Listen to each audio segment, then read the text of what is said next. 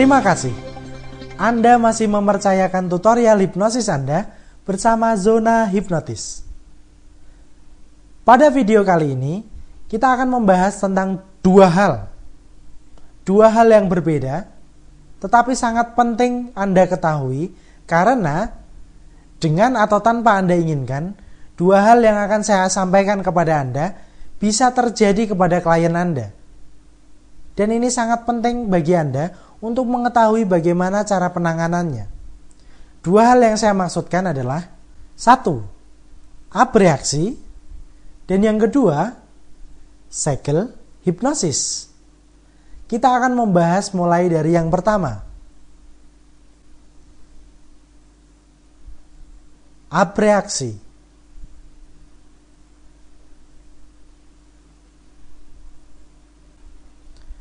Abreaksi merupakan kependekan dari abnormal reaction, atau kita mengartikannya dengan reaksi tidak normal. Maksudnya bagaimana? Di dalam mempraktikkan hipnosis, sering muncul di pikiran kita bahwa hipnosis ini selalu dijalani klien dengan perasaan yang nyaman, perasaan yang tenang, perasaan yang rileks. Dan memang sebagian besar seperti itu. Tetapi pada kasus-kasus tertentu, seseorang yang mengalami transhipnosis, dia tidak dalam kondisi yang menyenangkan. Bisa jadi dia menangis terseduh-seduh, meraung-raung, menjerit-jerit. Dan pasti apabila Anda pertama kali menemuinya, Anda menjadi panik. Kita akan melihat sebentar ke masa lalu. Di masa lalu, saya pernah mendapatkan klien seorang ibu-ibu. Klien saya yang ini orangnya sangat tenang.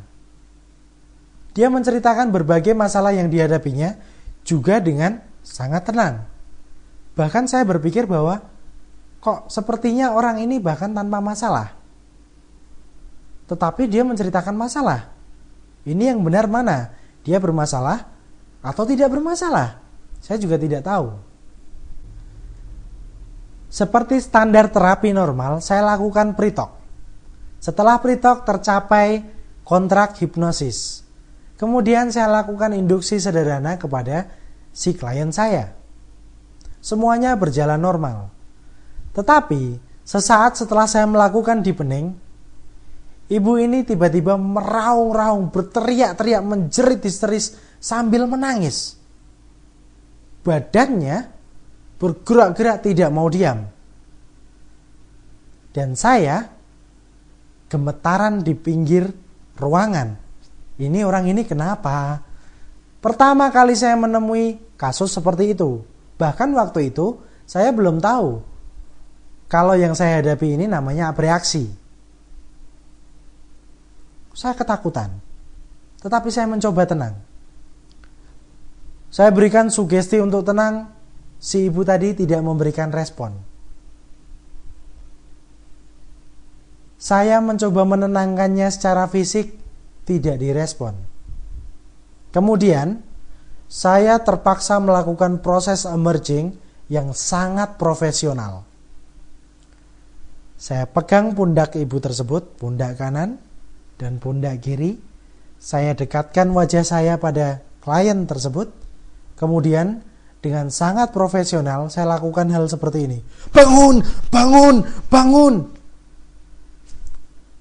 Dan klien saya tetap menjerit-jerit seperti tadi.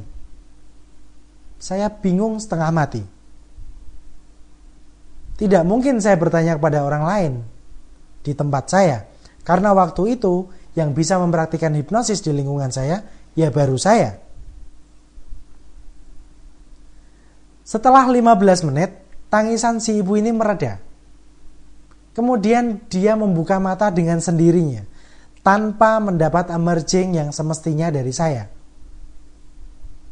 Tiba-tiba si ibu minta maaf. Maaf nak, tadi tiba-tiba ibu teringat kembali pengalaman-pengalaman buruk ibu di masa lalu.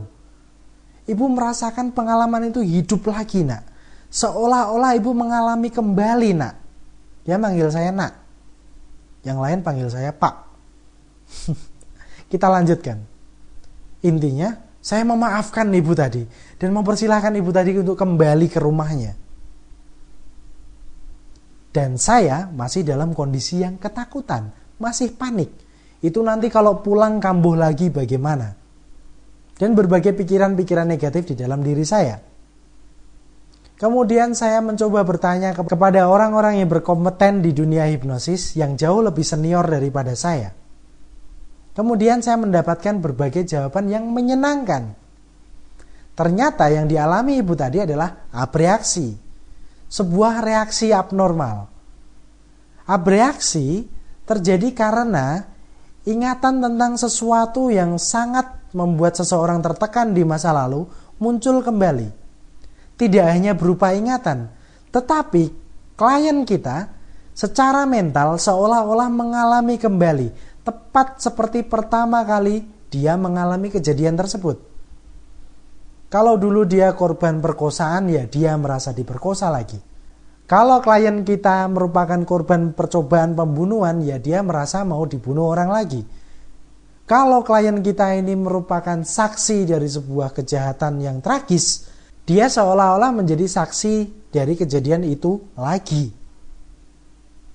Jadi klien tidak bisa membedakan apakah yang dialami ini benar-benar terjadi atau tidak. Karena begitu nyata pandangan mereka, pendengaran mereka, respon fisik mereka seolah-olah tepat sama seperti ketika mereka pertama kali mengalami kejadian traumatis tersebut. Abreaksi sendiri bisa digunakan sebagai jenis terapi. Ada terapi yang dinamakan terapi abreaksi. Tetapi kita akan mempelajarinya nanti pada pembahasan hipnoterapi.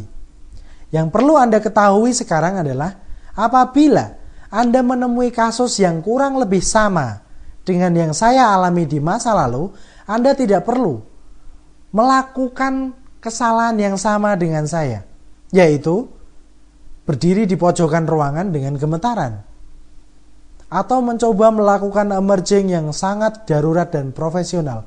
Bangun, bangun, dan tidak berhasil. Anda bisa melakukan emerging Anda, atau Anda bisa melakukan penanganan terhadap abreaksi yang dialami klien dengan lebih elegan, dengan lebih lembut, dan pasti berhasil. Singkatnya, apabila Anda menemui klien yang mengalami abreaksi, apapun penyebabnya, lakukan 4 hal berikut ini. Yang pertama, tetap tenang. Walaupun klien dalam kondisi menutup mata, atau bahkan tiba-tiba klien membuka mata, posisikan tubuh Anda dalam posisi yang tenang, seolah-olah Anda sudah terbiasa menangani masalah seperti ini. Suara Anda juga harus dengan nada yang sama, seperti ketika sebelumnya Anda berbicara kepada klien. Tidak usah lebih tinggi nadanya, tidak usah lebih rendah, apalagi ditambah gemetar, tidak perlu. Karena setiap kali Anda menjadi gugup, Anda menjadi sedikit takut, klien bisa merasakan ketakutan Anda, bisa merasakan kegugupan Anda, dan klien menjadi semakin panik. Aduh, ini hipnotisnya sendiri saja gugup, berarti masalah saya parah. Kalau sampai klien punya persepsi seperti ini, abreaksinya menjadi semakin parah. Jadi, tetap tenang. Tetaplah pada nada suara yang sama seperti sebelumnya Anda berbicara kepada klien Anda sebelum abreaksi. Itu langkah pertama, tetap tenang. Langkah yang kedua, hindari menyentuh klien. Pada beberapa video tutorial yang sebelumnya, saya pernah menceritakan kepada Anda bahwa saya punya kebiasaan meletakkan tangan saya di pundak klien, tentunya pada klien yang setuju. Kalau dari awal sesi hipnosis, saya meletakkan tangan saya di pundak klien, kemudian di tengah-tengah sesi hipnosis, klien mengalami abreaksi, maka tangan saya yang menyentuh klien ini tidak memberikan efek negatif sama sekali. Karena tangan saya sudah berada di sana sejak tadi, sebelum abreaksi. Yang perlu Anda hindari adalah Anda tadinya tidak menyentuh klien, tetapi karena klien abreaksi Anda menyentuh klien. Ini yang perlu Anda hindari. Atau tadinya Anda menyentuh klien di pundak sebelum abreaksi, kemudian klien abreaksi. Anda gunakan tangan Anda yang satunya untuk memegang tangan klien. Nah, pegangan tangan Anda yang kedua ini yang dilarang. Ini yang perlu Anda tinggalkan. Hindari memberikan sentuhan baru pada klien. Apa maksudnya? Begini, nanti ketika Anda mempelajari tentang anchor, Anda akan mengetahui bahwa di dalam transhipnosis, seseorang bisa menghubungkan level emosionalnya dengan sebuah pemicu. Kalau dipicu, emosinya langsung muncul seketika. Nah, sentuhan tangan Anda pada saat emosional klien sedang meningkat sangat kuat, ini bisa jadi program pemicu bagi klien. Yaitu misalnya, tadi sebelum abreaksi saya tidak menyentuh klien, setelah abreaksi saya menyentuh pundak klien. Sentuhan tangan saya di pundak klien kali ini bisa menjadi pemicu bagi klien untuk kembali terpicu emosinya kapanpun saya sentuh pundaknya. Tidak selalu seperti itu, tetapi kemungkinan besar terjadi seperti itu. Nah, terus efeknya apa? Mungkin setelah Anda menyelesaikan sesi terapi Anda bersama klien yang tadi abreaksi, klien baik-baik saja. Kemudian klien pulang ke rumahnya dengan bahagia. Sebulan, 2 bulan, 3 bulan tidak ada apapun yang terjadi. Kemudian pada bulan kelima, ada sebuah pesta yang didatangi klien. Pesta reuni katakanlah seperti itu. Pada pesta yang menggembirakan tadi, klien ditepuk pundaknya oleh seorang kawan lamanya, diletakkan tangannya di atas pundak klien. Apa yang terjadi? Kalau sentuhannya pada titik di mana kita menyentuh klien saat abreaksi, maka klien yang tadinya tertawa-tawa, gembira-gembira di tengah pesta akan mengalami abreaksi lagi. Dia akan teriak-teriak, histeris, menangis, dan lain sebagainya. Dan itu semua hanya karena sentuhan Anda. Apakah separah itu? Ya. Jadi kalau ada orang abreaksi dan Anda berniat baik untuk menenangkannya dengan menyentuhnya, berarti Anda sudah menjalankan niat baik Anda dengan cara yang salah. Oke, jadi kita sudah dapat 2 poin. Tetap tenang dan hindari menyentuh klien. Yang ketiga, cara untuk menghentikan abreaksi klien adalah Anda sebutkan 9 kata. 9 kata ini pasti berhasil pada klien yang mengalami abreaksi. Sebutkan 9 kata sebagai berikut. Sekarang semuanya lenyap dan Anda kembali memerhatikan pernafasan Anda. Saya ulangi. Sekarang semuanya lenyap dan Anda kembali memerhatikan pernafasan Anda. 9 kata. 9 kata ini kalau Anda berikan kepada klien, Anda tinggal tunggu beberapa detik sampai menjelang 1 menit, klien pasti akan menjadi lebih tenang. Kembali ke ketenangannya. Ini selalu berhasil. Selalu berhasil. Oke? Tetapi ini baru opsi pertama. Ini baru kalimat penenang opsi pertama. Ide dari kalimat ini adalah, kalau klien tadi terfokus pada perasaan internalnya, sehingga klien mengalami kembali pengalaman traumatisnya, nah dengan kalimat yang Anda berikan kali ini, klien dipindahkan perhatiannya dari masalah internal tadi kepada pernafasan klien. Dan itulah cara kerjanya. Opsi yang kedua, seandainya 9 kata ajaib tadi tidak bekerja, klien tetap menangis dan lain sebagainya, Anda bisa gunakan opsi yang kedua, yaitu katakan seperti ini kepada klien. Oke, silakan Anda menangis sesuka hati Anda. Kalau klien menangis, kalau klien menjerit, katakan silakan Anda menjerit sesuka hati Anda. Dan Anda rasakan bahwa dengan menangis atau dengan terus menjerit, Anda menjadi semakin lelah. Dan ketika Anda mulai merasa lelah, Anda izinkan diri Anda untuk kembali tenang. Sampai Anda merasa tenang, Silahkan gunakan waktu Anda. Idenya simpel. Seseorang merasakan kesedihan, emosi, amarah, dan lain sebagainya, itu selama mereka memiliki energi untuk itu. Kalau energi untuk menangis sudah habis, energi untuk menjerit sudah habis, ya klien kita persilahkan untuk tenang lagi. Kalau Anda menggunakan metode yang kedua ini, mungkin Anda butuh waktu yang lebih panjang daripada metode yang pertama. Bisa 1 menit, 2 menit, atau bahkan bisa sampai 15 menit. Tetapi yang terpenting klien pasti berhenti atau keluar dari abreaksinya. Anda sudah punya 2 opsi sugesti untuk menghentikan abreaksi. Oke. Sekarang aturan yang keempat saat Anda menangani klien yang mengalami abreaksi adalah tetap patuhi kesepakatan. Apa artinya? Di dalam pre-talk sebelumnya, Anda sudah punya kesepakatan dengan klien Anda. Mungkin klien Anda mau berhenti merokok, atau klien Anda ingin berhenti minum minuman keras. Kalau Anda menangani klien, tiba-tiba klien mengalami abreaksi, setelah Anda menghentikan abreaksinya, abaikan abreaksinya. Anda lanjutkan penanganan pada kasus yang sudah Anda sepakati dengan klien. Ingat, abreaksi apapun yang terjadi pada diri klien, selama itu tidak berhubungan dengan tujuan klien datang kepada Anda harus abaikan. Itu bukan urusan Anda. Itu bukan tujuan klien membayar Anda. Bukan.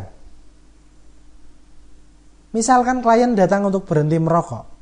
Di tengah proses klien mengalami abreaksi yang berhubungan dengan kekerasan yang dialami pada waktu kecil. Setelah abreaksinya selesai tentang siksaan di masa kecil, Anda teruskan membahas tentang sugesti berhenti merokok. Loh, klien kan ada masalah. Abreaksi kan berarti ini ada masalah yang terjadi di masa lalu. Kok kita tidak bantu? Kenapa? Anda jangan lancang. Anda juga harus menghormati privasi klien. Klien datang untuk satu masalah, bukan berarti Anda boleh mengobok-obok masalah klien yang lain. Walaupun mungkin nantinya klien juga akan minta bantuan kepada Anda untuk masalah tadi. Tetapi selama Anda belum diminta oleh klien Anda untuk menyelesaikan masalah yang menjadi abreaksi klien, abaikan saja. Itu bukan urusan Anda. Kalau Anda melakukannya, Anda melanggar hak klien Anda. Anda melanggar privasi klien Anda. Dan tentunya, apabila saya atau Anda berada di posisi klien, kita tetap ingin privasi kita terjaga. Jadi hormati klien. Demikianlah pembahasan tentang abreaksi. Tentunya sekarang ini Anda sudah memiliki kemampuan untuk mengatasi masalah-masalah yang terjadi di dalam abreaksi. Ingat, yang saya ajarkan adalah cara menangani abreaksi.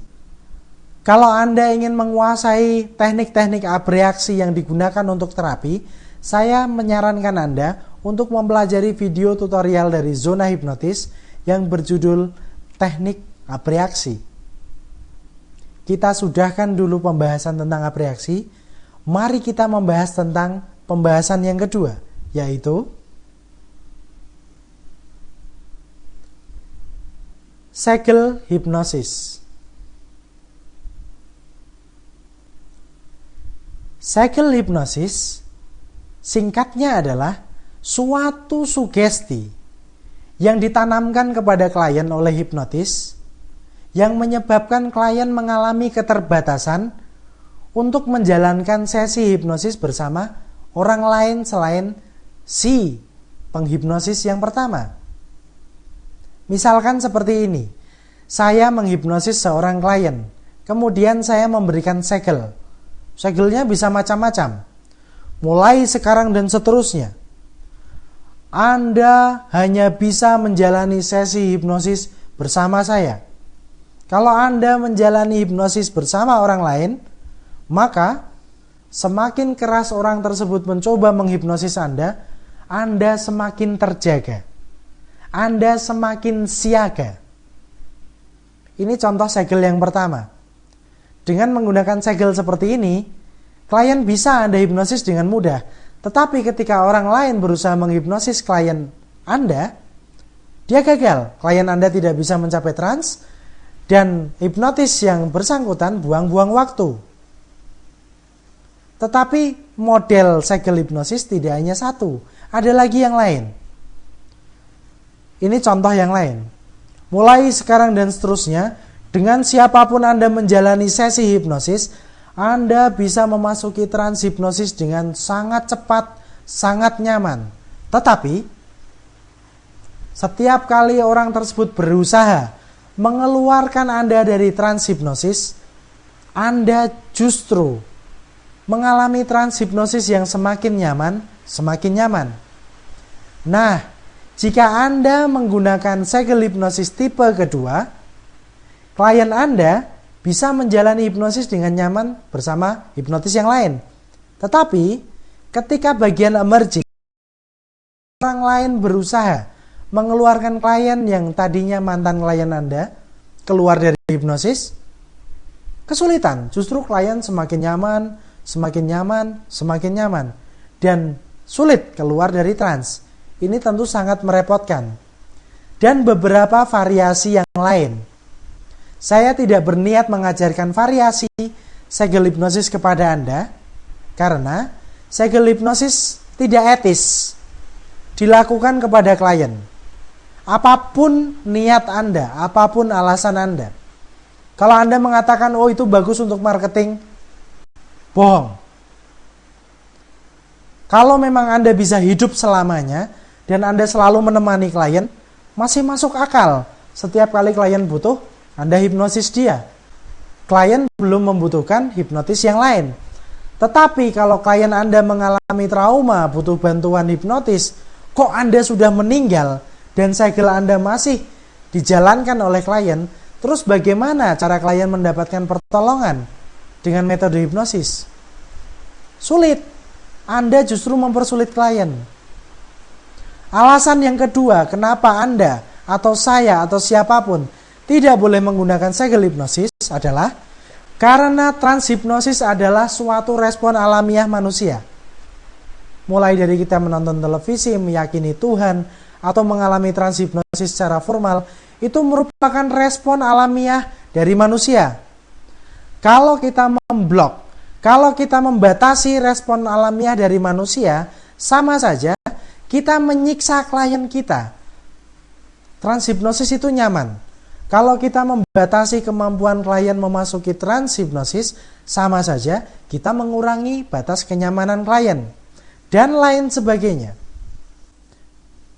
Nah, yang perlu Anda ketahui adalah bagaimana cara membuka segel hipnosis dan bahkan bagaimana cara menghilangkan segel hipnosis. Kita akan mulai dulu dari pembahasan bagaimana cara membuka segel hipnosis.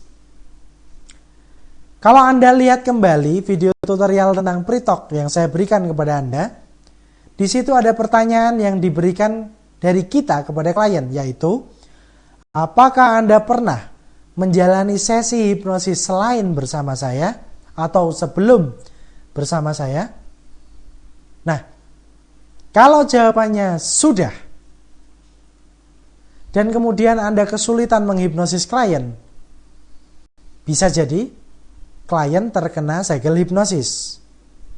Atau kalau jawaban klien adalah sudah, kemudian kita menghipnosis klien secara mudah, tapi kita kesulitan untuk mengeluarkan klien dari transhipnosis, walaupun Anda sudah menggunakan semua jenis teknik emerging yang saya ajarkan pada Anda, bisa jadi klien Anda terkena program segel hipnosis.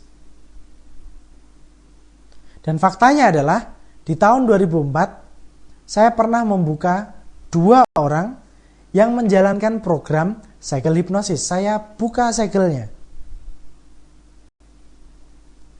Inti dari yang ingin saya sampaikan adalah di luaran sana masih banyak orang-orang yang masih menggunakan metode marketing kotor dengan menggunakan segel hipnosis. Tugas Anda adalah memberikan yang terbaik bagi klien, termasuk apabila klien menjalankan program segel hipnosis, Anda bukakan untuk klien. Atau bahkan setelah klien setuju, Anda bahkan bisa menghapus program negatif tersebut. Kita akan mulai dengan cara membukanya. Pada contoh sugesti segel hipnosis yang pertama, klien dibuat agar susah memasuki trans hipnosis. Kalau ini terjadi, Anda menggunakan segala cara, padahal klien Anda sudah sangat responsif terhadap Anda dan belum berhasil membawa klien pada trans, mungkin klien Anda terkena segel hipnosis. Untuk mengatasinya sangat mudah. Anda katakan kepada klien saja seperti ini. Tutup mata Anda, bayangkan wajah orang yang terakhir menghipnosis Anda. Kalau tidak bisa membayangkan wajahnya, ya sebut namanya saja.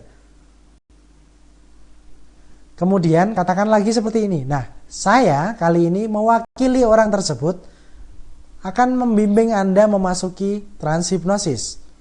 Anda setuju? Kalau klien sudah setuju, silakan Anda lakukan induksi Anda seperti biasa. Pasti berhasil. Ingat, pada 7 aturan pikiran sudah disebutkan bahwa imajinasi mengalahkan rasio. Imajinasi memiliki efek yang sangat kuat. Secara rasional, klien tahu kita tidak benar-benar mewakili orang tersebut. Tetapi secara imajinatif di pikiran klien mempersilahkan diri kita untuk menggantikan figur hipnotis yang terakhir kali menghipnosis klien. Kita hipnosis klien sampai selesai. Anda berhasil menembus satu bentuk segel hipnosis. Lantas bagaimana kalau segel hipnosisnya pada tipe yang kedua? Klien bertemu Anda, klien responsif kepada Anda, klien mudah memasuki trans hipnosis, tetapi pada poin ketika Anda melakukan emerging dengan cara apapun, klien justru mengalami trans hipnosis yang semakin bagus, semakin nyaman. Intinya Anda gagal mengeluarkan klien dari trans. Apa yang harus Anda lakukan? Kalau Anda ketahui bahwa klien Anda pernah mengalami sesi hipnosis sebelum bersama Anda, bisa jadi klien terkena segel hipnosis. Karena itu penanganannya mirip dengan yang pertama. Bayangkan orang yang terakhir menghipnosis Anda sebelum saya berdiri di samping Anda. Atau imajinasikan, atau berpura-puralah seolah-olah orang yang terakhir menghipnosis Anda berdiri di samping Anda. Kita minta bantuan dari klien. Kalau Anda sudah bisa membayangkan kehadiran orang tersebut atau merasakan kehadiran orang tersebut, anggukkan kepala Anda. Kita tunggu respon dari klien. Katakanlah klien mengangguk. Kemudian kita katakan, oke, sekarang pada hitungan ketiga, saya izinkan gambaran orang tersebut mengeluarkan Anda dari trans hipnosis seperti yang dilakukannya terakhir kali terhadap Anda. 1, 2, 3. Kita tinggal diam saja. Sisanya, biarkan imajinasi klien dengan gambaran hipnotis yang terakhir melakukan sesi hipnosis sebelum bersama Anda. Itulah yang melakukan emerging. Anda tidak melakukan apapun. Jadi, kalau Anda diblok, Anda dibuatkan benteng untuk tidak bisa menghipnosis klien, Anda bisa membuka bentengnya, Anda bisa membuka segelnya. Kalau klien diberi segel agar sulit keluar dari trans hipnosis, Anda bisa mengeluarkan klien dengan cara yang tadi. Nah, bagaimana cara menghapus segel hipnosis? Yang pertama, Anda keluarkan dulu klien dari trans hipnosis. Kemudian buat kesepakatan. Ceritakan plus minusnya apabila klien memiliki segel hipnosis dan tidak memiliki segel hipnosis. Minusnya, kalau klien memiliki segel hipnosis adalah klien kesulitan mengalami trans, atau klien kesulitan keluar dari trans, atau klien menghadapi kesulitan-kesulitan yang lain. Ceritakan kepada klien. Sedangkan plusnya, kalau klien memiliki program